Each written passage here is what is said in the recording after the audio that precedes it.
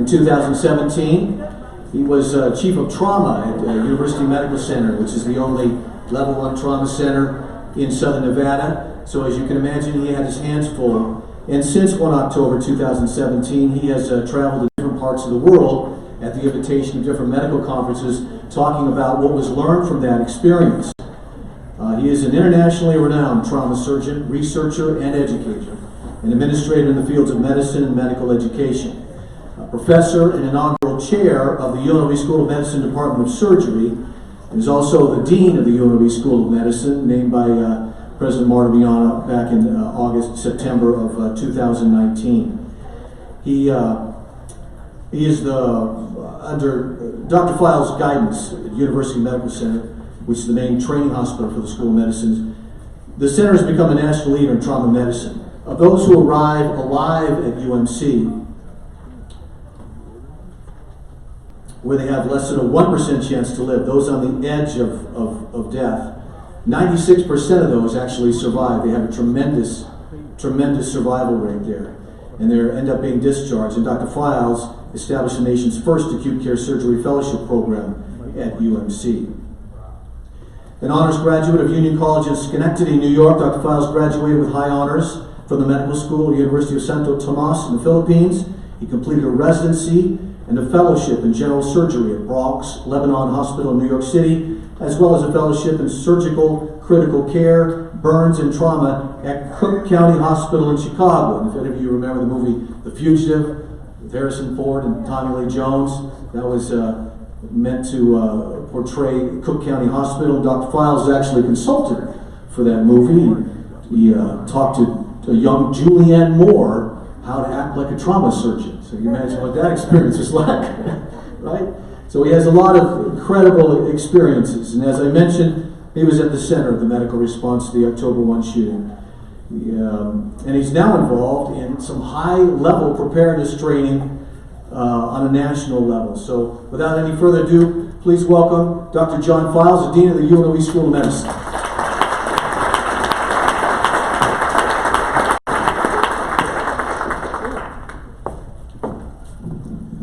Well, good morning, and first of all, thank you for inviting me to speak.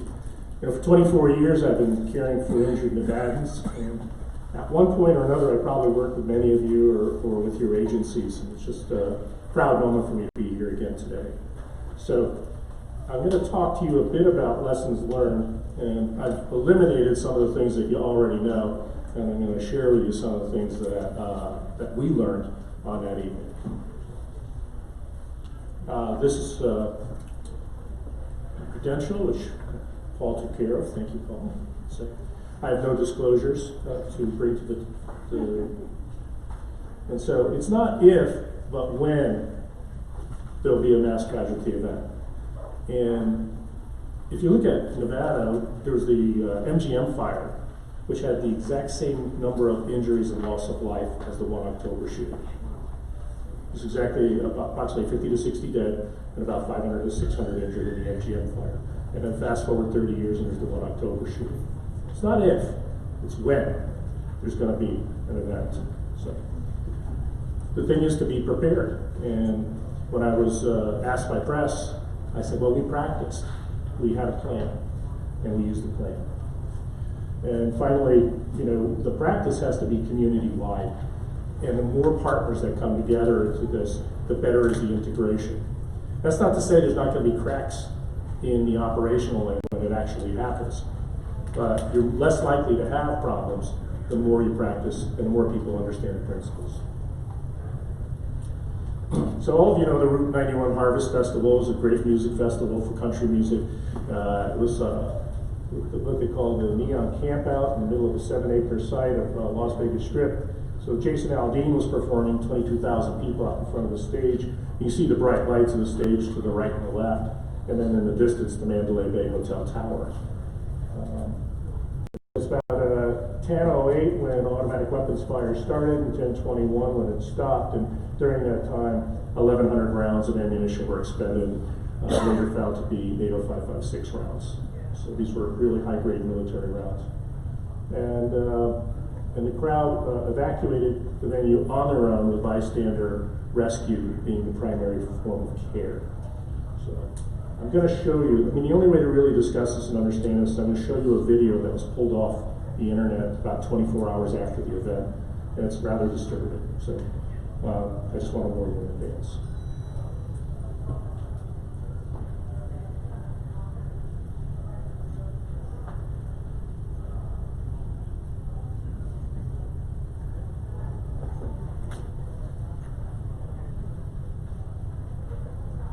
No go? What the video shows is the chaos that ensued in the crowd in front of the stage. You can see shots coming down, you can see people falling, you can see bystanders rescuing, and many of them trying to flee the scene under their own power. And in doing so, many of them being injured not just by ballistic injuries, but by trampling, falls, and later by running into streets and being hit by cars. Here you see examples of bystander rescues with makeshift tourniquets. You see people climbing fences, being injured as they flee. Couples trying to preserve one another's lives, in many cases not successful. 69 orphans were created on that evening. And then finally the dead. Because this was an active tactical scene, the dead lay on the scene overnight until sunlight came up so the coroner could safely approach them. Here's a map that kind of shows the logistics. The tower had a north east facing and an east facing shooting position broken out of the windows. And then across the street in red, you can see the Route 91 Harvest Festival. And and you can see that there's 3 trauma centers in the valley with at least 14 other hospitals that have emergency department capabilities surrounding this site. At the top of the picture, you see UMC in blue. In the upper right, you see Sunrise in green. In the lower corner, you see St. Rose in yellow. And none of these are particularly far away. I think it was between 2.5 to 6 miles to any one of the 3. What we learned later was that the first shots fired were actually to the east. They were that vector you see across the bottom of the screen, and they were directed at the jet fuel tanks on the Carrot International Airport. I'm going to just toggle forward for you. You can see the impact of these incendiary rounds that did not pierce the shell of the fuel tanks, or we would have had a disaster of a whole different level going on. The second set of rounds were fired methodically into the crowd. It's not believed that there was any targeting. It was probably sector shooting. And the reloads were audible. You could hear these little periods in that video where it would stop shooting and then start up again. The whole magazine would feed out. This is what it looked like, and I should say this one here, this is a cell phone heat map. So that's about a 7-acre response scene right there. This is 10 minutes later. This is a 7 square mile response scene. Everybody just went and flew out in every direction under their own power. So it was about 10:15 when injured patients began leaving and being transported, and this was an active tactical scene, so there wasn't a way to really approach the scene with safety. EMS units were rolling in to support, police and fire were there, but we really have to thank the community. The bystander rescue was excellent. Makeshift tourniquets were well done. These people were transported in private vehicles like pickup trucks. Uber and Lyft drivers became like a second tier of EMS service, and they knew where the hospitals were. And the patients that were injured most critically seemed to be successfully transported to the nearby hospitals. And then there were a large number of walking wounded people with injuries who were stable. So I walked in, I was at home, it was a Sunday night, and I was getting ready to go to sleep because I had to work on Monday morning at 7, and I got the call to come in, so I quickly put on my scrubs and drove down, and there were 2 rings of SWAT surrounding the hospital that I had to clear with ID. And this is really important. I'm going to speak about the security in a moment. And once I got inside, I was there within minutes. I walked in, there was already 35 patients with gunshot wounds laying on stretchers bleeding. So many of them holding pressure to their own wounds. And we went around the room and very quickly figured out who needed to be in an operating room right away. and then what patients could be examined and treated shortly thereafter.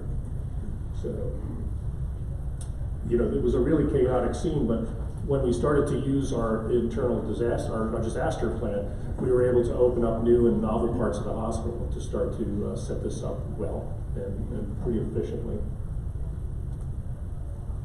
More than half the people who were dead and injured were visitors, and they were wearing RF5 wristbands instead of having tickets. And so a lot of them went to the concert without ID. And so we had a real problem with identifying people, and we had to use an alias system, you know, a John Doe, Jane Doe system. You know, there's, you know, a little over 24 letters in the alphabet. We would go like Andy Doe, Bobby Doe, Charlie Doe, Danny Doe. We ran out of domains. Now we actually have an electronically generated random name list, so we can go to 1,000 names. But it became a real issue. And then later on, how to identify these people. And a lot of them had to be identified through body art.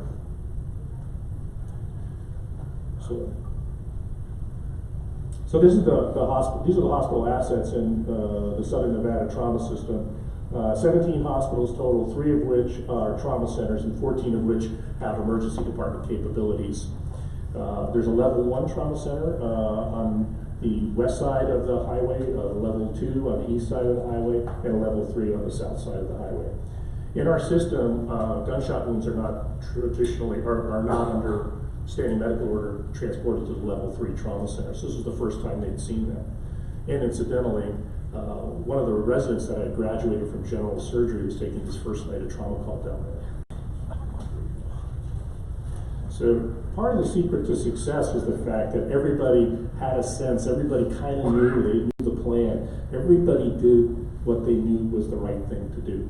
The bystanders knew how to do some self-education, they knew how to do care. EMS providers picked them up. Other citizens who had more skills, law enforcement, Lyft drivers, Uber drivers, whatever, they knew what to do, they knew how to get people packaged up and move them off to hospitals. And then there was large numbers of walking wounded. And proportions are typical to other large-scale events. We're really about, the dead are dead, they're on the field. There's about maybe, it varies, about 10 to 20% are going to really need high-end hospital care. And then the rest are usually walking wounded, and they could be treated in an ambulatory setting. And our numbers pretty much bore out the same. So at UMC, this is what we did, and I'm only speaking because this is the only direct experience I have. But I will tell you that all of the other hospitals got hit hard and did a wonderful job. I mean, everybody did their job, everybody. So the federal government, largely through ASPR and FEMA, has been working with us and has now determined that this is a new form of terrorism or a new form of disaster. They use the examples of Boston bombing, they look at the Pulse nightclub shooting, and they look at the Las Vegas shooting. And this is considered an overwhelming no-notice event with self-delivery. And this kind of mass casualty event is more common in a dense urban center and usually more common in a man-made disaster pattern, and usually using weapons or bombs. So we had our hospital security plan to lock down the whole place except for there's only 2 access and egress points in the hospital. You have to understand that the lessons learned in the Middle East are that if this was an organized group of terrorists and there were multiple cells operating, that once all the docs and the nurses come in, the EMS providers come in, the mayor comes in, the chief of police comes in, the fire captain comes in, that's when you want to explode a bomb. So you've got to control the hospital. You've got to have security. So we were able to set up our triage outside the front door, and we put a team of emergency medicine docs and some PAs who had military experience, and everybody was triaged there. The really sick patients came right into the trauma center. The patients who were injured seriously but less acute went to the emergency department, and then we had chairs lined up for people who were walking wounded, abrasions and other sorts of things. Nobody came in the building unless they were triaged and tagged. So we had that level of control, and nobody came in or out of the building without ID. Once we got the patients inside, we had to kind of spread out, and one of the things that we had to do was to work with novel areas of the hospital. We have a day surgery, ambulatory surgery center, and there were a large number of patients that needed to be set up for surgery. So we reopened the day surgery center and made that a pre-op area. And then we concentrated patients by specialty. So we put all the patients with abdominal injuries or chest injuries together. We put all the orthopedic injuries together, all the neurosurgery injuries together.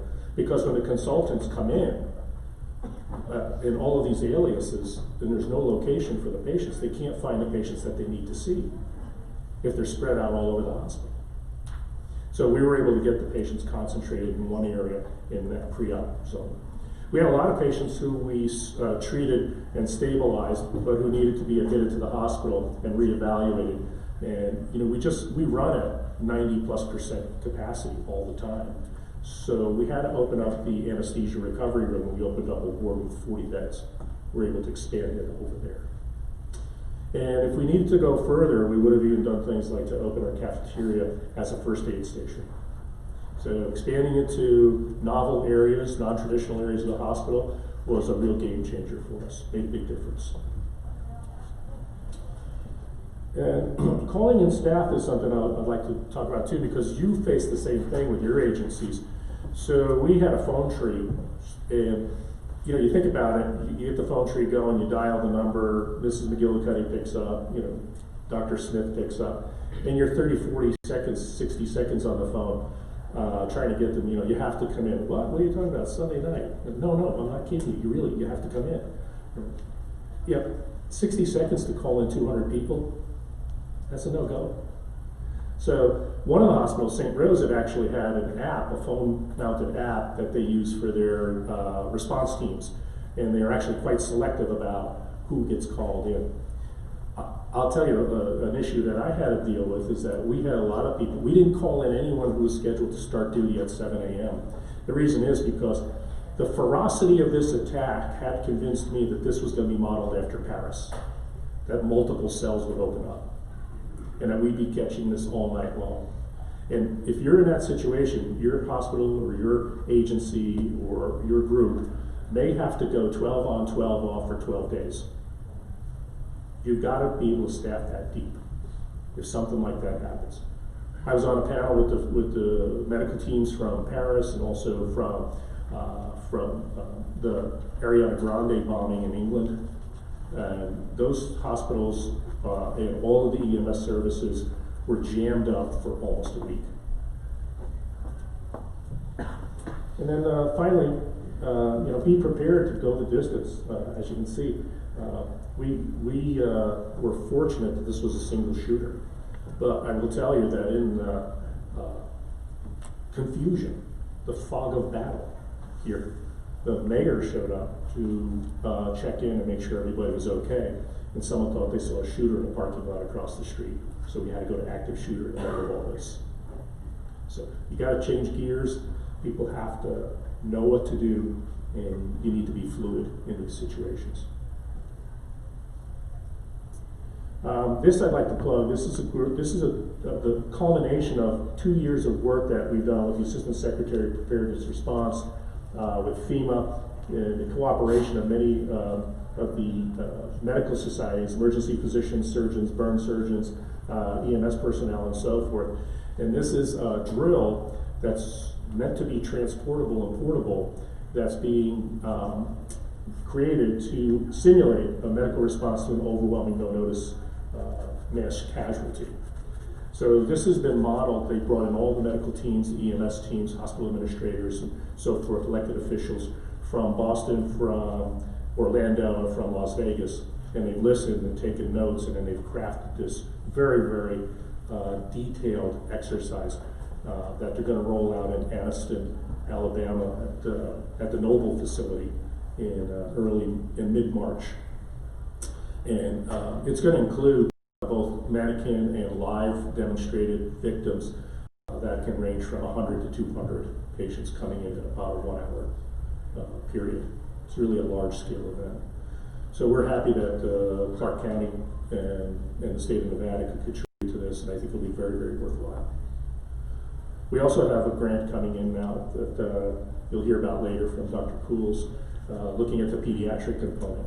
We fortunately didn't see a lot of children. We saw a couple of 16-year-olds that snuck into the concert. None of you did that, did you? I'm glad. But other than that, we didn't see young children. But when you listen to Manchester Children's Hospital in England, after the Ariana Grande bombing, they had a lot of kids. And it was a really different mix. They had to bring a lot of different specialists in and required a whole different level of social service and things to get those kids taken care of and families channeled. So. Well, I was asked to study surgical services during an event like this, and so that's really my focus in all this. And I'm just going to share a couple of things that we learned that I think are valuable. The first is that we immediately canceled elective surgery for the next several days at the hospital and opened up as many operating rooms as we could. And remember now, when you open up an operating room, it's a nurse, it's a technician, anesthesiologist, but it's also the engineer who fixes the stuff that breaks, and it's the people from supply who resupply everything from gauze to vascular grafts, and it's a very complicated process. We expanded into the ambulatory surgery center as a pre-op, and we concentrated patients by specialty. That helped enormously. We used abbreviated surgery and damage control when possible. I know many of you are familiar with that, but damage control surgery or abbreviated surgery is the way to go when you've got a lot of patients like this. So I was going room to room and talking to the surgical teams, particularly for the laparotomies. And the idea was to go in, stop the bleeding, staple off any holes in the GI tract, wash everything out, put a vacuum dressing on them, and put them in the ICU. And they would get the rest of their operation tomorrow or the next day. So I needed to turn a room like every hour to 90 minutes because I didn't know how many more people were coming. If this had been multiple cells, we'd be doing this all night. And then the same thing. We had a triage who was going to go to the OR. There was an ophthalmology case where a piece of shrapnel went in an eye that had to wait till morning. There were open fractures from gunshot wounds. They were washed, splinted, given antibiotics. They went in the morning. So it was life over limb. Patients that went to the OR first were patients with penetrations to the chest and the abdomen or vascular injuries. Those are going to kill them in minutes. The other things were all cleaned up and managed in this pre-op area, and they were staged out until we had a clear signal that we could start to move them into OR.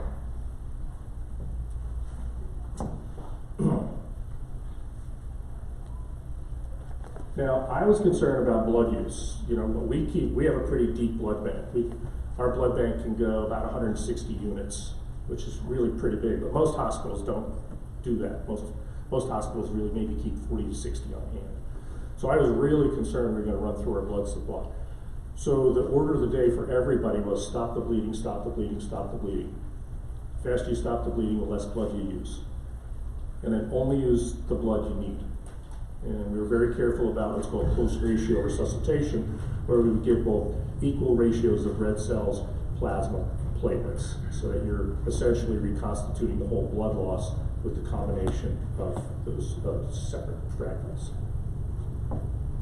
And then one of the things that occurred to me as the night went on, and I've said this over and over again, when you're in a situation like this, the best way to create upstream capacity for these services is with downstream movement on a one-way path. So think about that for a minute. So if people keep coming through the front door, you need to keep people moving down the hall, through the OR and into beds, and you need to keep that going all night long. You can't get into a cycle where somebody comes in, they go down to the CAT scanner, and then they come back to the ED, and then they go to the cast room, and they come back again. It's not going to work.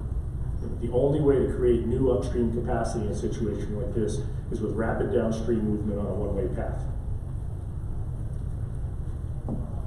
And then remember, and this is one of the things that we laughed about at the time. We were looking for anything to laugh at that night. But we get a call from the emergency department that somebody has appendicitis. Well, it happens. We also have a woman down there that needs a C-section. That happens. Life continues. Even in the middle of a disaster, all the people have heart attacks, right? People have asthma attacks. It doesn't stop just because there was a disaster. We had another trauma roll on us from a pedestrian who came from the other side of the valley. Stepped out to the road, get hit by a car. It doesn't stop. All the ordinary stuff doesn't stop. It's going to keep coming. So. This is what we had. We took about 104 patients in the first hour. We had to get 20 of them into surgery. 12 of them were criticals, went into the ICU. We took about another 20 transports. But you see, again, with the ratios, 60 patients were admitted, and we over triaged on the admission side, but 44 patients were treated and released. And this stands up to the ratios of even the Twin Towers. In the Twin Towers, the dead were dead on the field. The criticals were very, very small in number, but the majority of people were walking wounded. And then we used only 70 units of blood products in a pretty close ratio. We had 3 patients who arrived dead. They were pulseless and apneic on arrival. But other than that, anyone who arrived alive survived.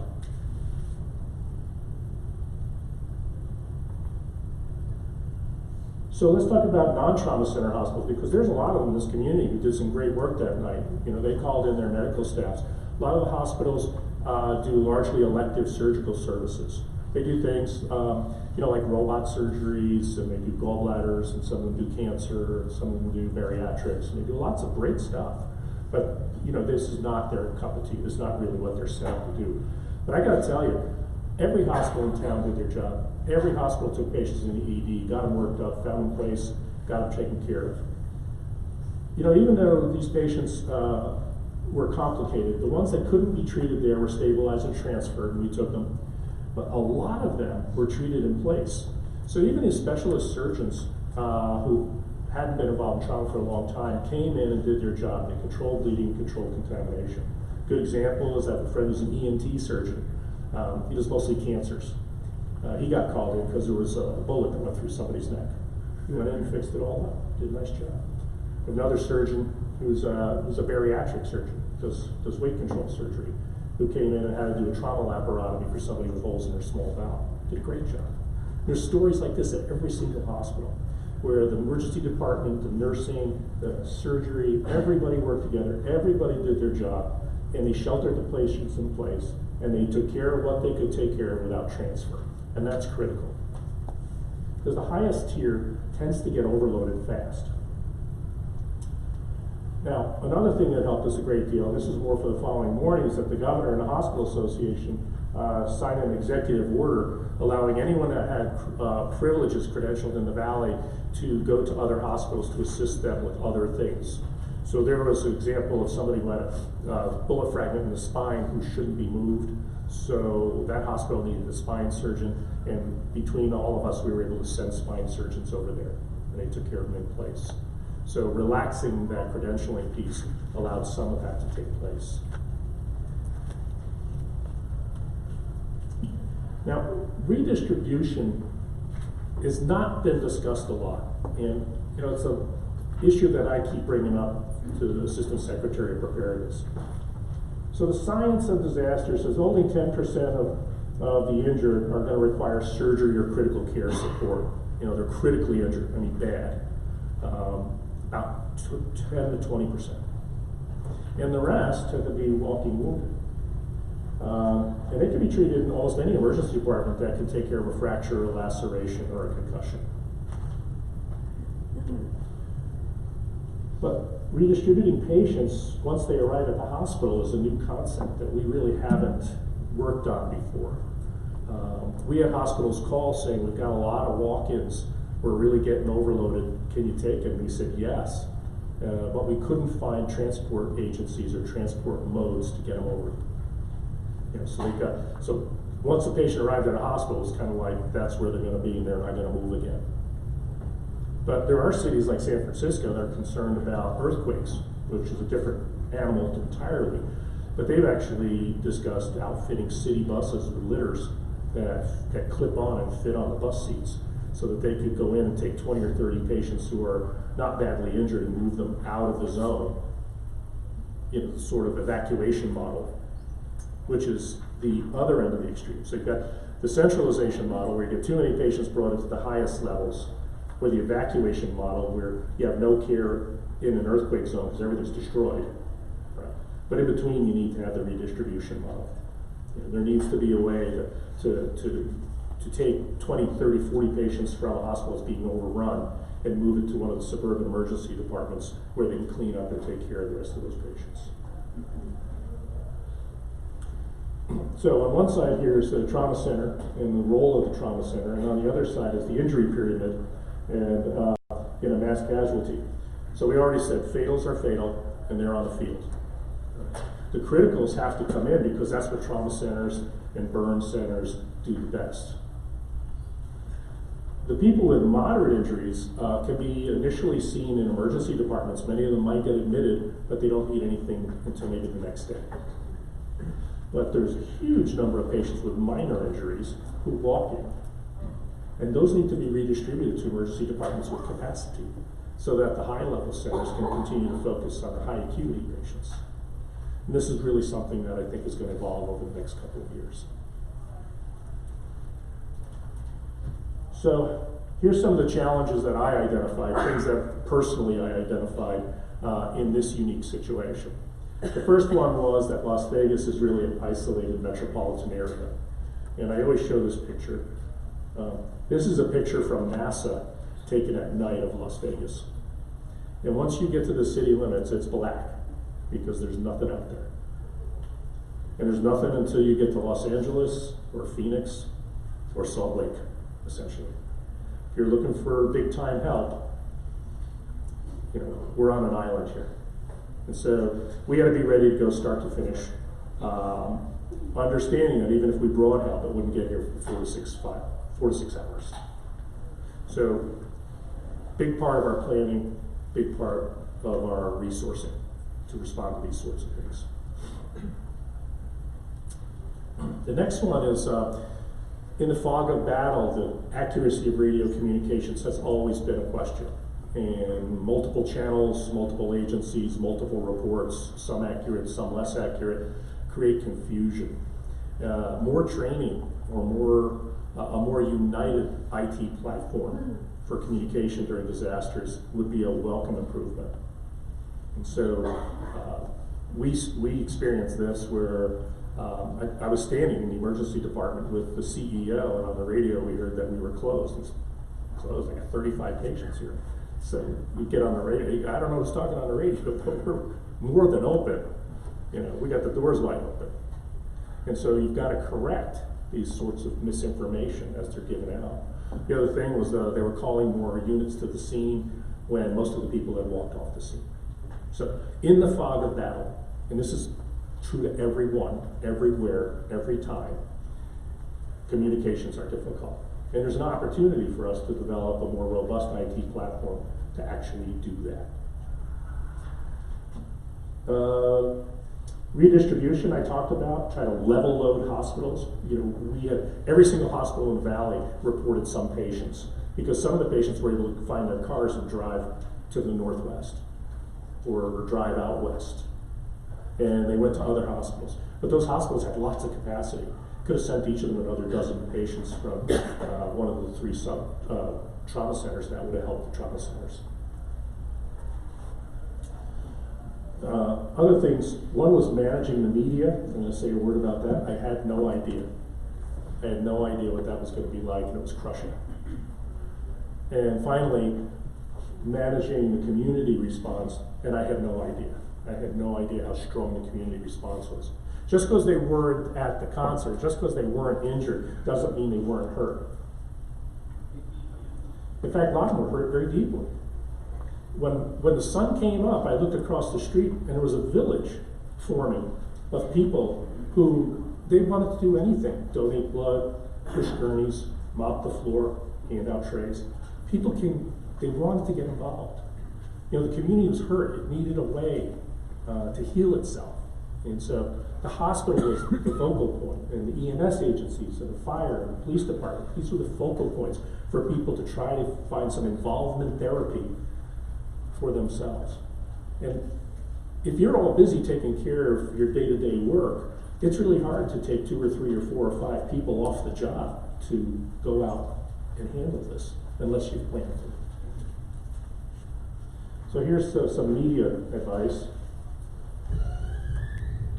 The networks are relentless. The news cycle on the East Coast starts at 6 a.m., which is 3 a.m. here. So beginning at 3 a.m., I had to be on camera every hour. And I had the same message. I said that that we were prepared, that we practiced, and that every patient that arrived survived. 2 messages. And years later, people in Atlanta or Chicago or New York said, you know, I heard that you were prepared. I heard you practiced. And if you purify your message and you control your messaging, you can keep the media inside the lane. Because otherwise they want to go off and ask you about terrorism, injury by weapons and children and all sorts of things that are peripheral to what was really going on at the moment. And the other thing is that in France, just recently in Thailand, in England, you will expect a head of state or the highest ranking elected official of your state, county, or region to come to the hospital or come to the station. They will do that. They do that in every country in the world. New Zealand, with the shooting, that happened too. Didn't expect that. We were already busy, but to set up for a White House visit is an enormous logistical task.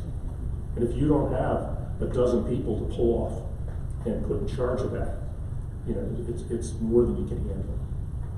So I'll tell you a funny story, but the doctor from Manchester Children's Hospital in England saw this slide when I spoke in Australia. And she goes, she said, we had a visit also, but I'll trump your president with my queen. And it's just the way it is. And this is not written into our plan. We didn't really have a media response piece. And this was crushing. This really was. The appetite for information was crushing. So. The other thing was the community response. I told you what everybody came to do, but one of the things people did is they sent pizza to the hospital for the staff. We got 1,100 pizzas in the first 24 hours. Do you know how many FTEs it takes to move and distribute 1,100 pizzas? And some of them got moved to the city mission. Unless you can pull people off the job, then you're going to pile pizza on your front doorstep. And so things like blood drives, at one point the blood services called on about day 2.5 or 3, and they said, no more blood. We've already supplied the United States for the next month. It's true. And then later on a paper was published, and this is a true paper, it's based a bit on Orlando and someone else, that said that the blood you transfuse on the day of a disaster was collected the week or 2 before. Not a single drop of blood collected the day after a disaster ever goes into the veins of a person injured in a disaster, because it has to process through the system. So it's a good way to refill the backlog, but it's probably an overused thing. I like to say it's a little bit like when midwives would tell the fathers to go boil water. It's not because they need hot water, they just need them to get out of the room, they need them to do something. So people donate blood. You know, there were lines on Charleston and United Blood Service that went almost a mile down the road. So these are the community response things. People are looking for a way because they're hurt too. And they look to us. They look to us to help them with that.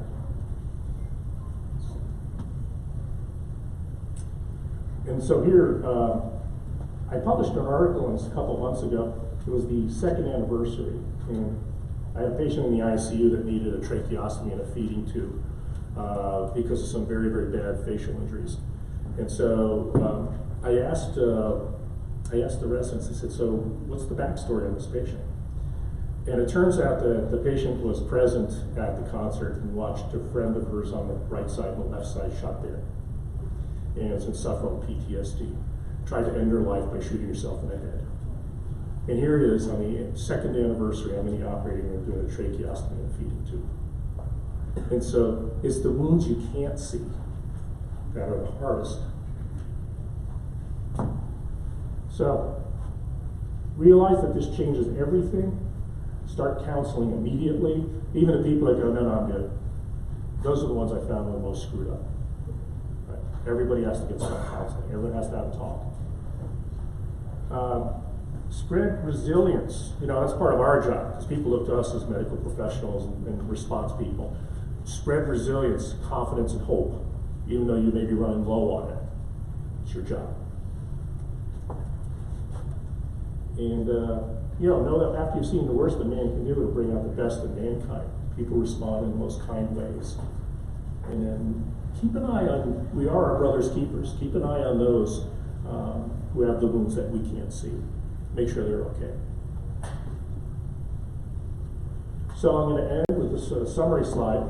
And again, I know what you all do, and I'm just honored to be here. And I really have great gratitude for what you do. And I just want to thank you again. So goodbye.